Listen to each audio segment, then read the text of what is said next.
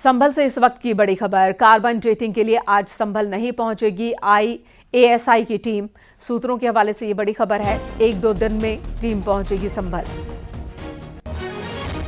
तो एएसआई की टीम को पहुंचना था संभल में। एक मंदिर और मंदिर की मूर्तियां जो कि कुएं के अंदर मिली हैं, उनकी कार्बन डेटिंग होनी है और ये अनुमान था कि आज एएसआई की टीम संभल पहुंच सकती है इन मूर्तियों को अपने कब्जे में लेने के लिए, ताकि इनका कार्बन डेटिंग कर इनकी उम्र के बारे में पता लगाया जा सके। ये पता लगाया जा सके कि ये मूर्तियां कब बनाई गई थी और ये मंदिर कब से पूजा अर्चना में यहाँ पर पूजा अर्चना हुआ करता था। लेकिन संभल नहीं पहुंच सकी है आज एएसआई की टीम। अब जो जानकारी आ रही है उसके मुताबिक अगले 1-2 दिन में टीम संभल पहुंचेगी। सूत्रों के हवाले से ये खबर है। मूर्तियों के वो अवशेष इस वक्त आप टीवी स्क्रीन पर भी देख रहे हैं, जो 18 फीट की खुदाई के बाद कुएं के अंदर से मिली है ये मूर्तियां। इनकी कार्बन डेटिंग होनी है, लेकिन एएसआई की टीम जो कि आज पहुंचने वाली थी, ऐसी खबर थी, तो आज वो टीम नहीं पहुंची। संभल से हमारे सहयोगी अनुपम मिश्रा इस वक्त हमारे साथ जुड़ चुके हैं। अनुपम, आज एएसआई की टीम को आना था लेकिन टीम पहुंची नहीं, इसकी वजह क्या? देखिए मेनका सबसे बड़ी बात यह है कि इस वक्त हम खग्गूसराय के उसी मंदिर के पास मौजूद हैं जहां पर कुआं भी है और मंदिर में पूजा अर्चना चल रही है। जहां तक आपने एएसआई की टीम की बात की तो 2-3 जानकारियां यहां पर निकलकर सामने आ रही हैं। जिस तरीके से यहां के जिलाधिकारी ने एएसआई की टीम को लेकर के पत्र लिखा था। एएसआई की टीम जो है उनमें 4 सदस्य थे। उन चारों सदस्यों में से 2 सदस्य जो है वो किसी कारण अवेलेबल नहीं हो पाए, इसलिए वो टीम यहां पर नहीं आई है। माना जा रहा है कि परसों अब वो टीम यहां पर आएगी। जो बताया जा रहा है हमारे सूत्रों के हवाले से कि 2 दिन बाद, यानी कि आज कल छोड़ के परसों वो टीम यहां पर आएगी। तब उसके बाद वो कार्बन डेटिंग का सिलसिला शुरू करेगी, क्योंकि 2 सदस्यों की मौजूदगी न होने के कारण वो टीम यहां नहीं आ पाई है। क्योंकि 4 सदस्य उस टीम में बताए जा रहे थे, लेकिन 2 सदस्य अवेलेबल थे, 2 सदस्य अवेलेबल नहीं थे। सूत्र ये बता रहे हैं कि इसीलिए वो 4 सदस्य यहां पर नहीं आ पाए हैं। सुरक्षा को लेकर क्या इंतजाम किए गए हैं? देखिए मेरे साथ यहां पर तमाम श्रद्धालु हैं। मैं इनका सुरक्षा की भी मैं बात करूंगा, लेकिन ये महिलाएं यहां पर हैं और देखिए बड़ी संख्या में यहां पर मैं चाहूंगा कैमरामैन मुनमुन से दृश्य दिखाएं कि मंदिर के गेट पर लगातार पूजा करने का सिलसिला यहां पर जारी है भगवान भोले के, और बजरंग बली के दर्शन के लिए दूर दूर से श्रद्धालु आए हैं। जहां तक आपने सुरक्षा की बात की तो सुरक्षा एक सबसे बड़ा मसला यहां पर है, क्योंकि जिस तरीके से सीसीटीवी कैमरे यहां पर लगाए गए हैं, कैमरामैन मुनमुन से कहूंगा जरा दिखाएं कि लोगों के मकानों के बाहर यहां पर सीसीटीवी कैमरे लगाए गए हैं। 7 कैमरे यहां पर लगाए गए हैं, जिससे सुरक्षा पुख्ता की जाए और आने जाने वाले व्यक्ति पर नजर रखी जाए। बड़ी संख्या में महिलाएं आई हैं। कैसी, कहां से आई हैं आप? हातिम सराय से। क्या कहेंगी आप? मंदिर खुल गया, 46 साल एक लंबा वक्त लगा, कितनी खुशी हो रही है? हमें तो बहुत ही खुशी है। हाँ बहुत खुशी। आपको कितनी खुशी हो रही है? बहुत खुश है, बहुत 46 साल में खुला मंदिर, नहीं देखते रहे, इसे देखे हैं टीवी में। क्या लगता था, पहले पता था यहाँ पर मंदिर है? ना हमें तो अभी पता चली है मंदिर। और क्या कह रही हैं? हम पर कभी न देखा हमने, हम आए ही नहीं यहाँ पे। अच्छा, और भी मंदिर बताए जा रहे हैं, कुएं बताए जा रहे हैं जिन पर कब्जा होकर रखा, अतिक्रमण होकर रखा है, उनको भी सामने जैसे ये निकला है ऐसे वो भी निकलेंगे। चाहती हैं आप? बिल्कुल चाहते हैं। जब हमारी चीजें तो मिलनी चाहिए ना, हिंदू है। जी जी बताइए। जब हिंदू लोग छोड़ के चले गए तो लिख रहे चीज मिलेगी जरूर। देखिए युवा भी यहाँ पर आए हैं, क्या कहेंगे आप? भोले बाबा के दर्शन हो गए? भोले बाबा के दर्शन हो गए, हमें बहुत खुशी मिली। अनुपम इनसे पूछे कि ये लोग यहाँ कब से रह रही हैं? 46 साल पहले ये मंदिर बंद हुआ था, उन्हें इस बात की जानकारी ही नहीं कब से यहाँ पर रह रहे हैं? 46 साल पहले ये मंदिर बना था।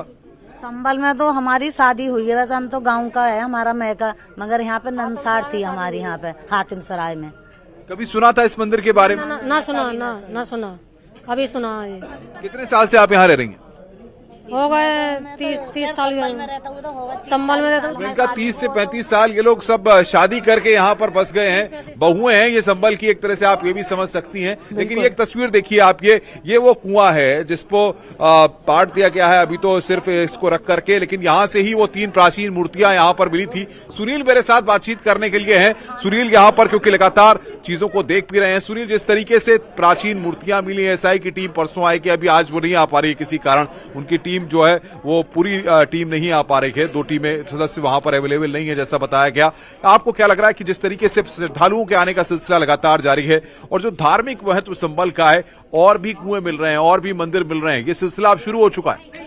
देखिए अनुपम जी, संभल में 68 तीर्थ और 19 कूप, ये संभल की शान है, संभल की पहचान है। संभल ऐतिहासिक शहर है, धार्मिक शहर है, पौराणिक शहर है। पुराणों में संभल का जिक्र आता है। वहीं 5,500 साल पहले भगवान श्री कृष्ण रुक्मिणी को लेकर संभल में आए थे।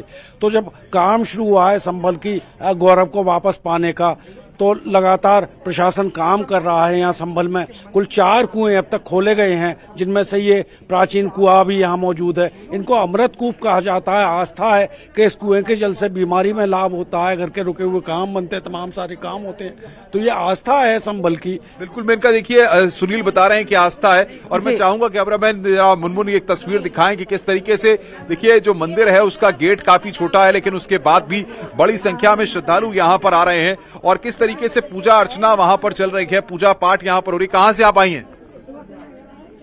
कल के मंदिर के पास से। कितनी खुशी हो रही है? इस मंदिर के बारे में कैसे पता लगा? इस मंदिर के बारे में न्यूज वगैरह में ही देखा, बाकी बहुत ही ज्यादा खुशी है। तो देख सकती हैं आप मेनका कि किस तरीके से लोग जो है, बड़े बुजुर्ग, युवा, महिलाएं, सभी लोग यहाँ पर पूजा पाठ करने के लिए आ रहे हैं और जो पुरोहित हैं अंदर वो लगातार पूजा पाठ करा रहे हैं।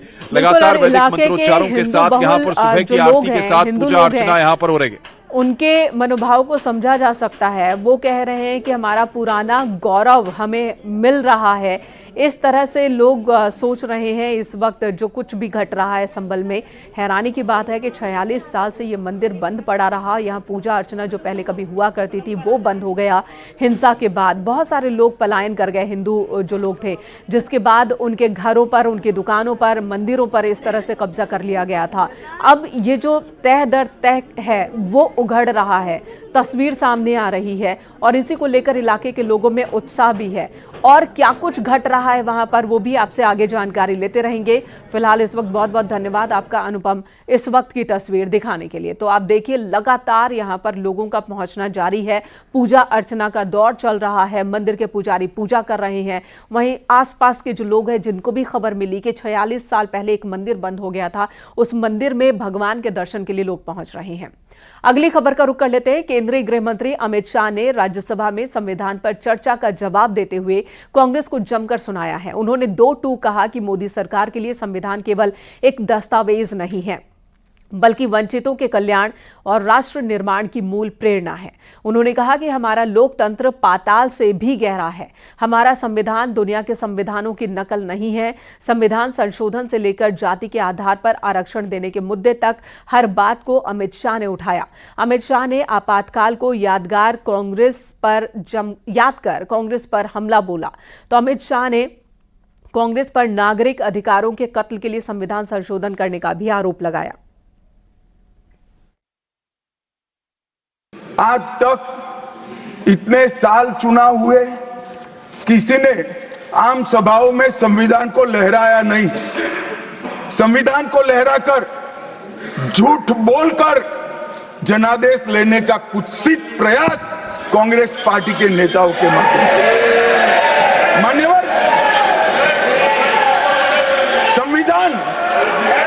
संविधान लहराने का मुद्दा नहीं है, संविधान बहकाने का मुद्दा नहीं है।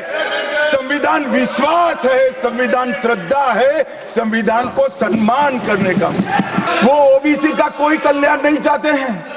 50% की सीमा बढ़ाकर मुसलमानों को आरक्षण देना चाहते हैं। मानिए, धर्म के आधार पर आरक्षण देना चाहते हैं। और मैं आज फिर से एक बार इस सदन में जिम्मेदारी तब के साथ कहता हूं, दोनों सदन में जब तक भाजपा का एक भी सदस्य है, धर्म के आधार पर आरक्षण हम नहीं होने देंगे। संविधान पर चर्चा के दौरान अमित शाह ने आपातकाल को भी याद किया और कांग्रेस की पिछली सरकारों को घेरा। केंद्रीय गृह मंत्री ने कांग्रेस पर निशाना साधा और कहा कि कांग्रेस जब हारती है तो ईवीएम दोषी हो जाती है। आपातकाल, अभी बड़ी बड़ी उद्दात भावनाओं का स्मरण कांग्रेस के मेरे दोनों सदनों के साथी सदस्य कर रहे थे। यंग सदस्य करे तो मैं समझता हूं, शायद इन्होंने इतिहास न पढ़ा हो, मगर जो लोग आपातकाल के वक्त थे वो भी करते थे। किसी की भी स्मृति इतनी अल्पकालीन कैसे हो सकती है? मान्य, क्या हुआ था आपातकाल में? लाखों लोग कोई अपराध के बगैर जेल में ठूस दिए गए, लाखों लोग, कोई पॉलिटिकल पार्टी बाकी नहीं है। आज इनके साथ बैठे हैं, उनमें से भी कुछ लोग जेल में थे, वो भी नहीं बोलते हैं। न्यायालय में डर का माहौल, मीडिया पर सेंसरशिप। इंडियन एक्सप्रेस ने अपना संपादकीय एक भी शब्द लिखे बगैर का कोरा संपादकीय प्रकाशित करा, क्योंकि लिख नहीं सकते थे। श्रीमान शुक्ला साहब से एडिट कराना होता था, वापिस ही नहीं आता था, तो उन्होंने कोरा अखबार ही निकाल दिया। इस तरह से विरोध किया और तय हो गया, मान्यवर, एक व्यक्ति कहेगी वही कानून होगा। और क्यों किया? देश पर आक्रमण हुआ था क्या? देश की आंतरिक सलामती ठीक नहीं थी क्या? ना ना ना ना ना ना, ऐसा कुछ नहीं हुआ था। सिर्फ इतना हुआ था कि इलाहाबाद हाईकोर्ट ने उनको सांसद के रूप में अयोग्य ठहरा दिया था। चुनाव आयोग ने 3 दिन ईवीएम 10 से 5 बजे तक रखा कि भाई कोई हैक कर बताए। कोई नहीं गया, सुप्रीम कोर्ट में कोई नहीं गया, और हारते हैं तो ईवीएम का दोष निकालते। मान्यवर, एक ही समय, एक ही दिन 2 परिणाम घोषित। एक महाराष्ट्र में सुपड़ा साफ हो गया, जो जनादेश के साथ द्रोह किया था, इसका दंड महाराष्ट्र की जनता ने दिया और दूरबीन लेकर दिखाई नहीं पड़ते। और उसी दिन वो झारखंड में जीते। तो महाराष्ट्र में ईवीएम खराब है और झारखंड में टप से जाकर नए कपड़े पहनकर शपथ ले ली। अरे भाई, जरा तो शर्म करो। अमित शाह ने कांग्रेस पर संविधान को निजी जागीर समझने का आरोप लगाया, तो वहीं बीजेपी ने पिछड़ी जातियों के कल्याण के लिए संविधान में संशोधन किए। 35A को कॉन्स्टिट्यूशन ऑर्डर से, राष्ट्रपति महोदय के ऑर्डर से दाखिल किया गया। अब दाखिल तो हो सकता है, पर कॉन्स्टिट्यूशन ऑर्डर को दोनों सदन की परमिशन चाहिए, जो हमने धारा 370 हटाने के लिए ली। मैं आज कांग्रेस के मित्रों को पूछना चाहता हूं, जो संविधान की दुहाई देते हैं, 35A जब आपने लागू किया, इसके कॉन्स्टिट्यूशन ऑर्डर पार्लियामेंट में कब डिबेट में आया? कब मतदान हुआ? किसने पारित किया? पार्टी को तो निजी परिवार की जागीर समझते हो, संविधान को भी निजी परिवार की जागीर आप लोग समझ रहे। संवैधानिक दर्जा देने का काम। अब कुछ लोगों को पेट में दुख रहा है कि नरेंद्र मोदी जी ने ये क्यों किया। मैं साहब आगे बहुत सारी बातें बताऊंगा। नरेंद्र मोदी जी इसलिए कर पाए कि आपने नहीं किया था। अगर आप ये कर देते तो मोदी जी के तो भाग्य में ही नहीं आता।